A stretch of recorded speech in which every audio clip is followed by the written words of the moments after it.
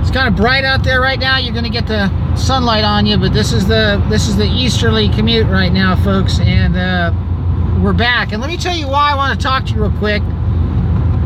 We're going to have another show tonight, and we're going to have a guest on. His name's Gary Galeno. Gary Galeno and I are going to be on at about 9:30 to 9:45 tonight. We're going to do another show tonight. Like I said, I've been on vacation, and there's a lot to cover. On my way home from work, a thought occurred to me, and that's why I flipped this thing on. And I want you to understand. I want you to understand something, folks. That there's a reason that they want you on public transportation.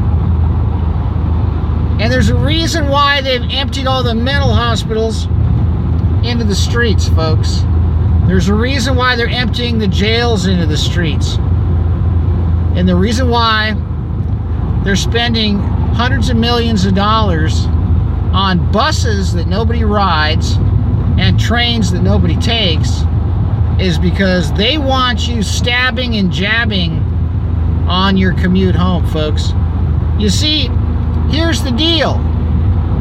When they get you out of your car, you got to sit down on some metal coffin that's going to have WiGig and 5G routers in it, that's going to be irradiating you on your commute with all those metal walls, and you're going to be sitting next to somebody who could be a psychotic drug addict who's HIV, hepatitis A, B, and C, herpes simplex 1, 2, 3, and 4 positive, that just so happened to pull his dirty syringe that he shared with all of his sex partners and drug partners and jab it into your side while you're sitting on a train waiting for the stop. Or maybe, if you're really lucky, he'll pull out a knife and start slicing away. Because that's what these people are capable of. And let me tell you something. Don't you ever give up your cars. Don't you ever give up your freedom to travel. Don't you let them force you onto public transit, folks. And we need to stand up against them cramming us into these kill grids and putting us onto these coffins that have wheels on them. Because that's the plan. That is the plan, ladies and gentlemen. They want you dumped into the pit with these people who have gone off the deep end, that are psychotic, undergoing psychosis, that are addicted to drugs and full of disease, carrying dirty syringes and weapons, sitting next to you, your wife, and your kids on a train, a plane, or another form of transportation that you can't control who gets on and off of. You tell me how secure a train is. How many stabbings and jabbings have we had on the BART system in San Francisco, which is the model for the hellhole, folks? You know, all these freaks that gave us all this liberal freedom of disease and drugs and hyper kinky sexuality up in San Francisco where everything goes. Well, guess what? People are dying, they're getting stabbed, they're getting jabbed on their way home from work.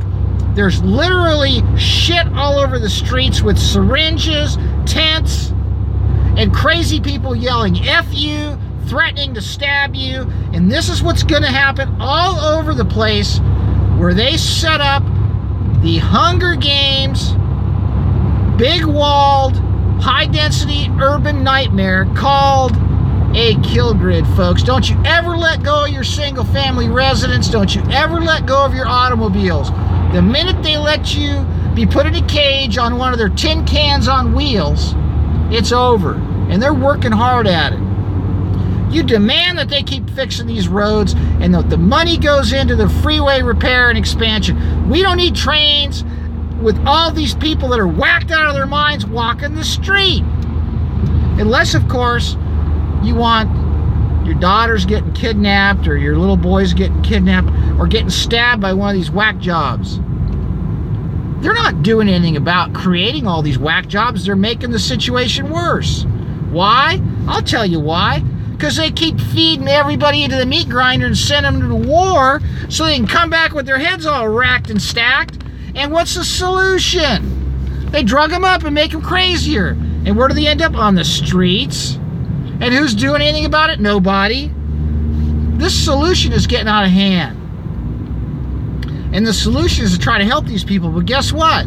How do you deal with somebody that's been ruined by medication and craziness induced by being exposed to horrific things in battle and medical experimentation in the military and the video games and the crazy drugs that they're snorting and slamming that's been cut with everything from brake fluid to cyanide, for crying out loud? These people are out of their minds. So you want them sit next to your wife on the subway or on the train? How would you like to think that every day you say goodbye to your wife and kids, it may be your last? And I'm not talking about from a car accident.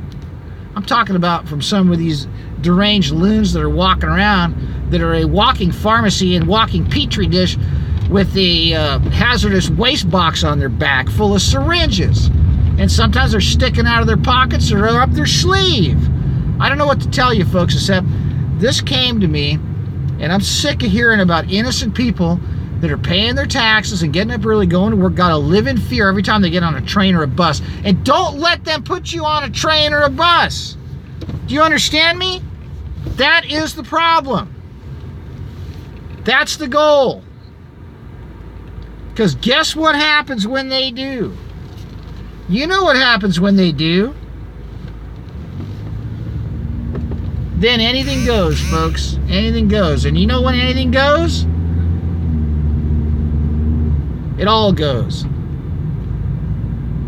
All right, so we're going to be back on tonight, probably about 9:30, 9:45, and we're going to talk about some of these people that want you in a Hunger Games living arrangement where you're stuck on a bus or a train. You can't have a car. You got to go where they tell you can go.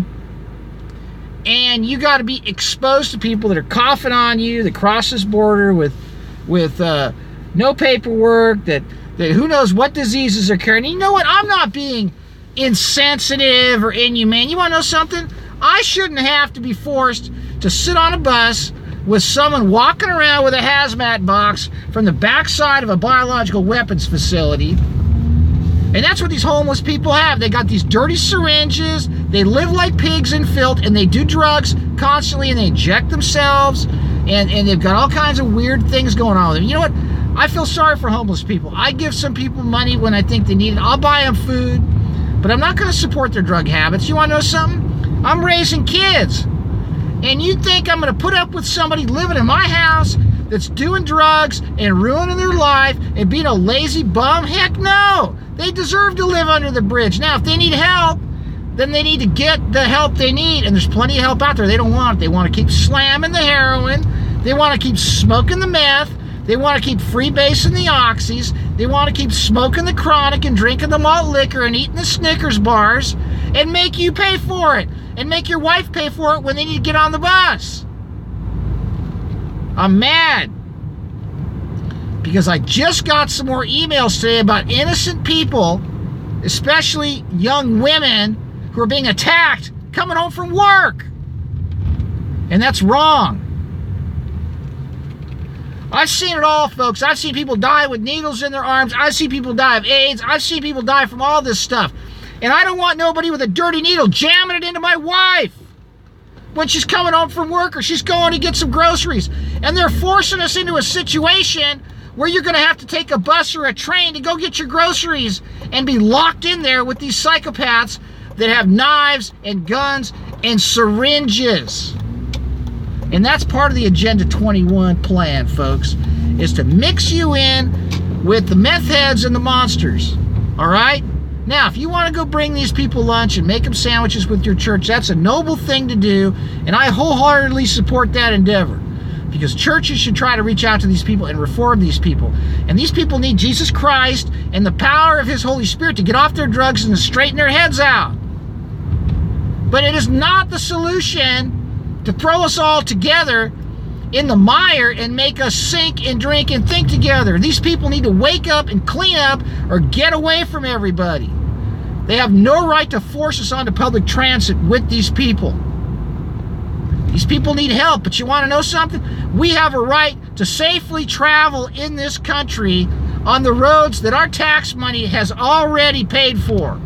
They have no right to take our cars away under false pretenses, under this fake baloney of this Agenda 21 bull crap about climate change and carbon emissions. I've talked about this.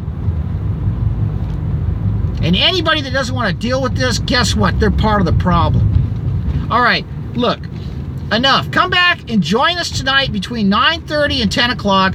We're going to do another live stream tonight. We're going to have a guest on. His name is Gary Galeno from the Grindall61 YouTube channel. And we're going to be talking about the players in this Agenda 21 power and land grab to cram you into a compact city and turn you into a sardine in a sealed can surrounded by a bunch of nuts. And that's a fact, folks. And we're not going to let it happen. And we're going to make sure that everybody knows who's involved, who's responsible.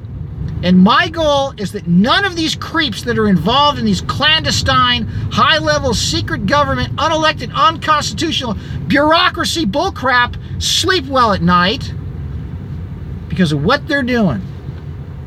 We'll see you in a couple of hours.